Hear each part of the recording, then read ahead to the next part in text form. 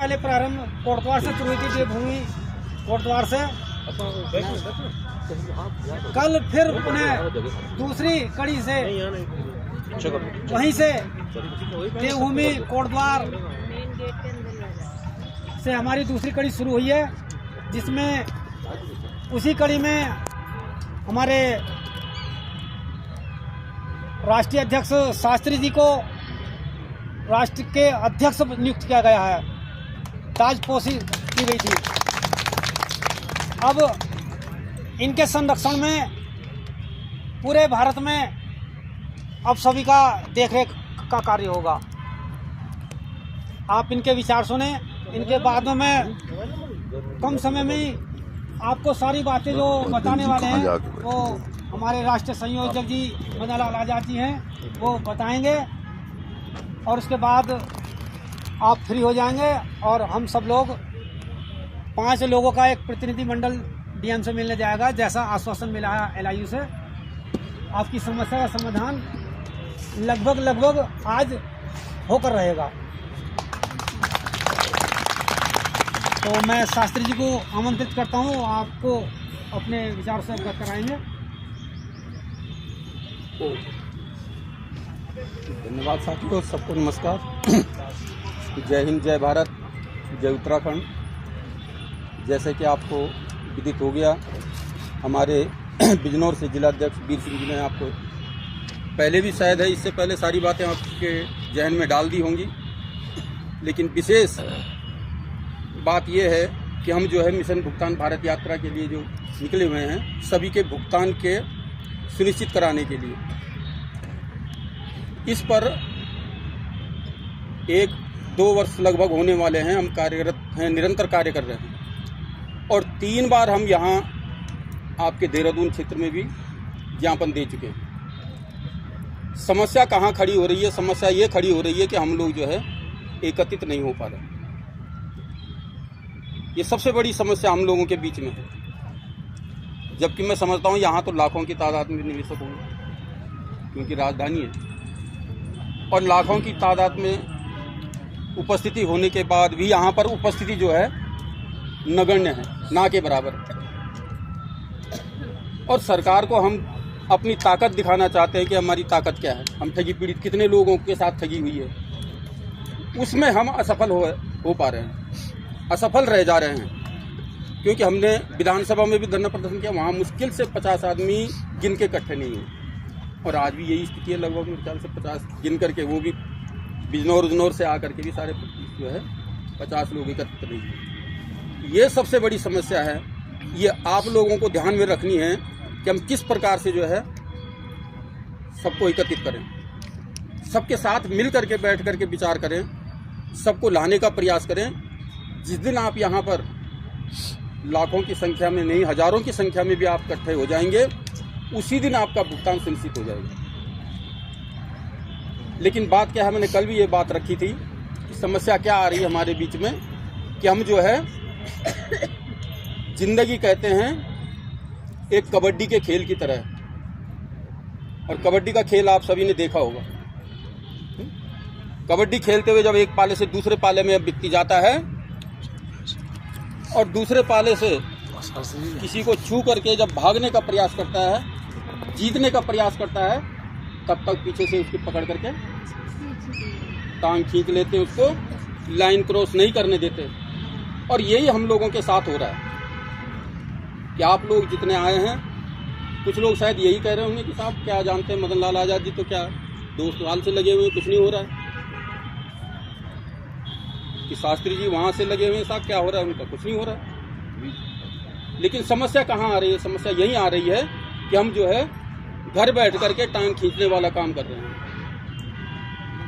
इस बात को जिस दिन आप छोड़ देंगे, ये टांग खींचने वाली बात को जिस दिन आप त्याग देंगे, जिस दिन आप एकजुट हो जाएंगे, संगठित हो जाएंगे, उस दिन आपका भुगतान सुनिश्चित हो जाएगा। और इसी बात को लेकर के हम यहाँ पर आए हैं। हमारे राष्ट्रीय संस्थापक संयोजक जो तन मन और धन से आपके साथ खड़े हैं। किसी भी बात की कहीं पर भी बात होती है, रात को फ़ोन करना हो, रात को आप फ़ोन कर सकते हैं। कोई समस्या है, समस्या को बात बता सकते हैं। वो समस्या का हल निराकरण आपके सामने जो है इस समय प्रत्यक्ष रूप में उपस्थित है।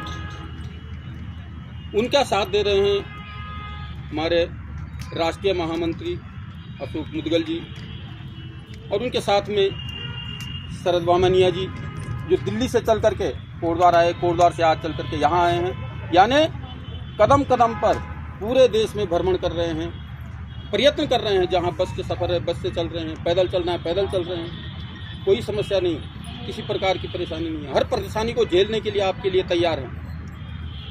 लेकिन बात यहाँ आ रही है कि आप लोग जागृत नहीं हो पा रहे हैं। ये चौथी बार हम यहाँ पर आए हैं, लेकिन संख्या नगण्य ही होती जा रही है। इस संख्या को बढ़ाने का कार्य आप लोगों को करना है। जब तक आप लोग इस संख्या को नहीं बढ़ाएंगे, आप अगले महीने ही कोई तारीख रख लीजिए फिर दोबारा, नहीं तो 4 जून को चुनाव की घोषणा होगी। इसके बाद आचार संहिता भी समाप्त हो जाएगी और 4 जून के बाद आप कोई भी तारीख निश्चित कर लीजिए और सोच लीजिए, व्यवस्था बना लीजिए कि हम कम से कम 1000 आदमी तो इकट्ठे हो जाएंगे। और 1000 आदमी लेकर के जब हम सचिवालय को पूछ करेंगे तो फिर कौन है जो आपकी बात को नहीं सुनेंगे। तो इसलिए आप लोगों को ये विशेष प्रकार से ध्यान रखना है कि हमें जितने भी हमारे जमाकर्ता हैं उनसे संपर्क बना करके रखना है। किसी जमाकर्ता को निराश नहीं करना है, सबसे संपर्क बनाइए। और यहाँ अभी तक भुगतान के आवेदन नहीं स्थापित हुए हैं। हमने कहा भी था कि अगर ऐसा नहीं कोई व्यवस्था बन रही तो आप डाक से भेज दीजिए। कितने लोगों ने डाक से भेजा है अपने अपने आवेदन? यहाँ जमा हुए हैं देहरादून में तो हो रहे हैं। तो देहरादून में जमा हो रहे हैं, तो फिर औरों ने क्यों नहीं किए जमा? कितने लोगों ने जमा किए फिर वहाँ? नहीं, यहाँ पे हुआ क्या, जैसे हमें कोई समस्या है और हमें जिलाधिकारी कार्यालय साथ लेकर के जाएं और बताएं कि हमारे आवेदन जमा हो चुके हैं, हमारे भी आवेदन इसमें जमा कर दीजिए। तो बहुत अच्छी बात है। बताओ, 1 साल हो गया, 1 साल से अभी तक केवल 50 लोगों का बता रहे हैं आप, वो भी लगभग बता रहे हैं 50 लोगों ने जमा।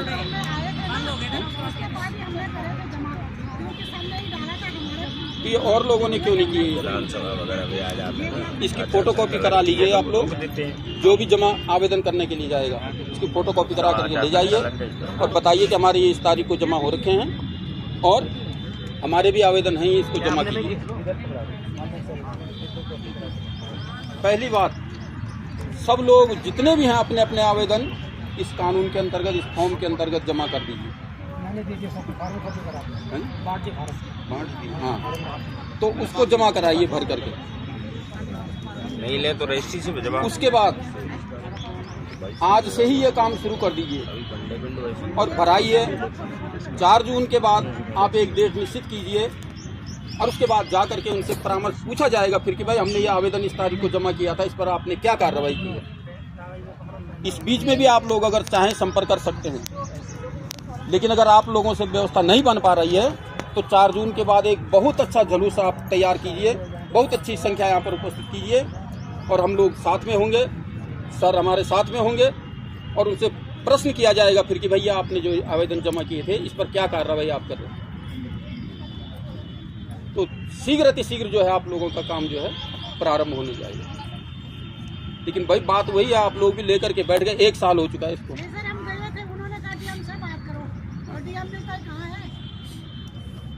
समय लीजिए उनसे, आप तो इसी क्षेत्र के हैं ना, एक दिन नहीं मिला दूसरे दिन जाइए, यही थोड़ी के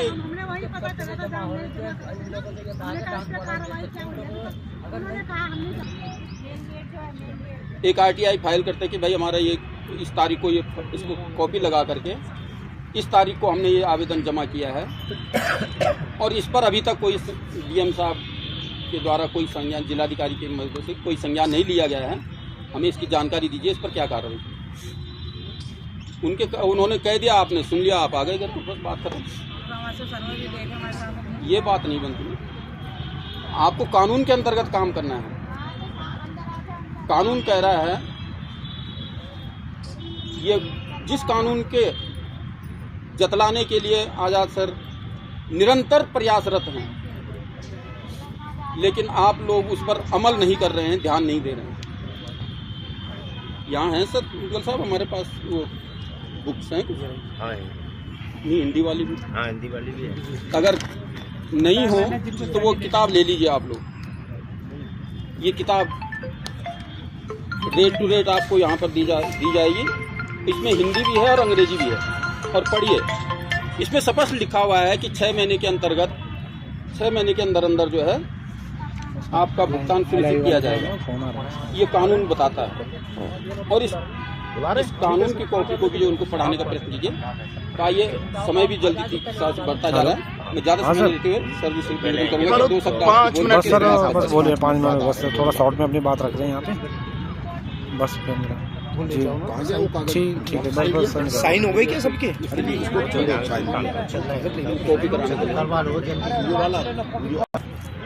अगर आपसे किसी डीएम साहब ने या जिसने भी कहा कि इसमें होना कुछ नहीं है, रख जाओ, तो ये गलत है। आप लोगों को उसकी शिकायत करनी चाहिए थी। देहरादून में बैठे हो आप, डीएम ऐसा बोल रहे हैं, सीएम के यहाँ चले जाते। तो ये कानून किस लिए बना दिया है फिर आपने? इसलिए शासनादेश जारी कर दिया है। हाँ नहीं, जो भी थे, रामेश्वर साहब भी अगर साथ में थे तो चले जाते किसी सीएम साहब के यहाँ जाके।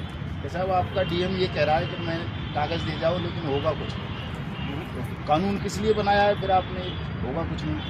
शिकायत किया करो, डरा मत करो। अगर कोई अधिकारी इस तरह की बात करे कि हम इस कानून को नहीं मान रहे, या एक कागज़ छोड़ जाओ, हम इस पर कार्रवाई नहीं करेंगे, ऐसा थोड़ा। ये तनख्वाह किस बात की ले रहा है? इसलिए बिठा रखा है उसको, इसलिए तो बिठाया है।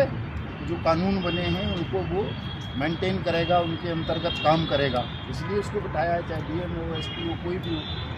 तो डरा मत कीजिए, जाइए दोबारा से, और थोड़ा सा इसको संख्या बल को भी बढ़ाओ। हमें लगता होगा कि 10-20 लेडीज हैं, क्या करेंगे? थोड़ा सा संख्या बल को बढ़ाइए। शास्त्री जी ने बता ही दिया है आपको सारा सब कुछ। सर, आज ही सूचना मिली थी कि आप लोगों को ये कुछ लोग आ रहे हैं। ये तो ठीक से मुझे लग रहा है पूरा देहरादून भी नहीं देखते, जानते होंगे। तो इनके साथ मिलके नंबर वगैरह ले लो, तमाम साथी मिलके बढ़िया मजबूत टीम बनाइए, क्योंकि सतत प्रयास की ज़रूरत है, लगातार काम करने की। नया कानून है, अधिकारी भी नहीं जानते हैं कई अभी कि कोई इस तरह का कानून है, तो उन्हें बताना है आपको। पहले तो खुद जानना है इस कानून को ठीक से। कोई हमारे लिए कोई ऐसा कानून बन गया है जो हमें भुगतान की गारंटी का अधिकार दे रहा है कि हमारा पैसा सरकार वापस करेगी।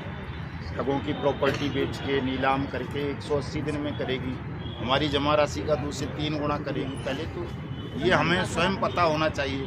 जब हमें स्वयं पता होगा, हम अधिकारी को बता सकेंगे, उससे बहस कर सकेंगे कि देखो ये कानून है, इसमें लिखा है, किताब लेके जाइए, बता देते हैं। हम लोगों को पैसा आराम से मिल सकता है। देहरादून में तो तमाम कंपनियों की ठगों की ज़मीनें हैं। यहाँ से तो देहरादून के लोगों को भी, बाकी लोगों को भी मिल जाएगा। इतनी प्रॉपर्टी में है देहरादून में, सहारा वाले, उत्तराखंड वाले और दुनिया भर की कंपनीज की हैं यहाँ पर। तो थोड़ा सा देहरादून वाले जो है ज़्यादा मेहनत कीजिए, ताकि एक बढ़िया मैसेज पूरे देश में जाए, बल्कि आपके यहाँ से। विधायक के थ्रू भी ये काम हो सकता है? हाँ, विधायक के थ्रू हो सकता है। अपने विधायक से मिलिए, उनसे जाके बताइए। कानून बनाने वाला कौन है? विधायक और सांसद ही होते हैं। क्योंकि जब ये कानून आपने बना दिया है तो इसको इम्प्लीमेंट करवाइए। ये अधिकारी सुन नहीं रहे, इसलिए बना दिया है। मिलिए आप तमाम लोग, विधायकों से, सांसदों से, कोई मिनिस्टर यहाँ रहते हैं तमाम देहरादून में, उनसे जा करके मिला कीजिए। चीफ मिनिस्टर यहाँ बैठे हैं, उनसे मिलो। गवर्नर यहाँ बैठे हुए हैं, सब तो बैठे हैं। लेकिन पहले इस कानून को ठीक से जान लो। आप लोग जो भी टीम बनाओगे, आपको सब इस कानून को जाने, फिर उस पर काम करेंगे, हो जाएगा, बहुत जल्दी हो जाएगा। अब तो दिन रात प्रधानमंत्री जी कह रहे हैं कि अगले 100 दिन में कर दूंगा ठगों का कल्याण और बेईमानों का, भ्रष्टाचारियों का। तो आप लोग जब उन्हें ताकत दोगे, उनके साथ लगोगे, कहोगे साहब आपने बहुत अच्छा काम किया ये कानून बना करके, लेकिन आपके अधिकारी जो है इस कानून की अनुपालना नहीं कर रहे हैं, तो उनकी समझ में आएगी कि हमारे लोगों को दिक्कत हो रही है। जब समझ में आएगी तो कर देंगे। वो आदमी रात में नोटबंदी कर सकता है, जीएसटी लागू कर सकता है, 370 खत्म कर सकता है, ऐसे ऐसे काम कर सकता है जो असंभव से थे। वो आदमी आपके इस काम को नहीं करेगा, कर देगा, लेकिन उसे पता होना चाहिए कि मेरे लोगों को ये समस्या फेस करनी पड़ रही है। अब पूछे, क्या पूछ रही हैं आप? जल्दी पूछिए। सर, बॉन्ड जो जमा कर दिए हैं वो कमल नाम के थे, वो तो दुनिया से ही गायब हो गए, लग रहा है जिंदे हैं। नहीं बताए जाओ। जो देखिए मर गया अगर तो मर जाने दो। सर बॉन्ड जमा सर जी मैंने इनको करते समझाया, हैं। जिस व्यक्ति को इन्होंने बॉन्ड दिए रिसीविंग के रूप में, रिसीविंग उससे प्राप्त आपने की नहीं, आपकी गलती है। वो ऐसा गया नहीं है, भूमिगत नहीं हुआ, वो कहीं ना कहीं छुपा पड़ा है आपके पास में।